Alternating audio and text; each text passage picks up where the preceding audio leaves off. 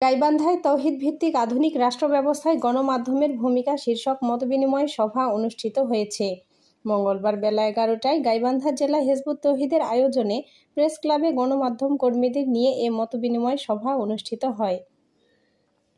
সংগঠনের গাইবান্ধা জেলা শাখার সভাপতি জাহিদ হাসান মুকুলের সভাপতিত্বে ও সাবেক সভাপতি আরিফুল ইসলামের সঞ্চালনায় মতবিনিময়ে প্রধান অতিথি হিসেবে উপস্থিত থেকে হিজবুত তৌহিদের প্রস্তাবিত তৌহিদ ভিত্তিক আধুনিক রাষ্ট্র ব্যবস্থার উপর বক্তব্য রাখেন সংগঠনের যুগ্ম সাধারণ সম্পাদক ও দৈনিক বজ্রশক্তির সম্পাদক এস.এম. শামসুল হুদা।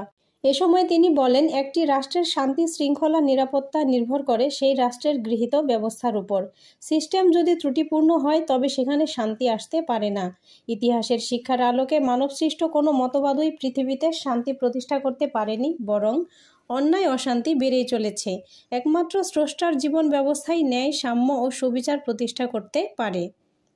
মতবিনিময়ে উপস্থিত থেকে আরও বক্তব্য রাখেন হিজবুত তৌহিদের রংপুর বিভাগীয় সভাপতি আব্দুল কুদ্দুস শামীম, সাবেক বিভাগীয় সভাপতি আশিক মাহমুদ, গাইবান্ধা জেলা শাখার সহসভাপতি তাজুল ইসলাম, সদর উপজেলা সভাপতি সোহরাব হোসেন শিরল, সাংগঠনিক সম্পাদক আক্তার হোসেন খান ওপেল সহ স্থানীয় অন্যান্য নেতৃবৃন্দ।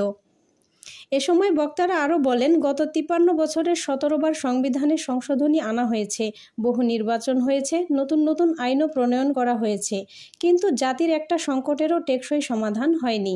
তাই হিজবুত তৌহিদের প্রস্তাবিত তৌহিদভিত্তিক রাষ্ট্র ব্যবস্থার উপরে সকলকে ঐক্যবদ্ধ হওয়ার আহ্বান জানান বক্তারা। মতবিনিময়ে উপস্থিত ছিলেন গাইবান্ধা প্রেস ক্লাবের সভাপতি ও দৈনিক কালের কণ্ঠের প্রতিনিধি অমিতাভ দাস হিমন, সাধারণ সম্পাদক ও এটিএন নিউজের গাইবান্ধা প্রতিনিধি ইদ্রিসুজ্জামান মোনা, দৈনিক সংগ্রামের প্রতিনিধি ও প্রেস ক্লাবের সহসভাপতি জোবায়ের আলী, সহসভাপতি আসমর রেজাউন নবী রাজু, ডিবিসি নিউজের প্রতিনিধি রিক্তু প্রসাদ, এশিয়ান টিভির প্রতিনিধি খালেদ হোসেন, বাংলা ভিশনের প্রতিনিধি ফিরোজ কবির মিলন, আনন্দ টিভির মিলন খন্দকার, স্টার নিউজের হেদায়েতুল ইসলাম বাবু, আমাদের সময়ের খায়রুল ইসলাম সহ প্রেস ক্লাবের সদস্যবৃন্দ।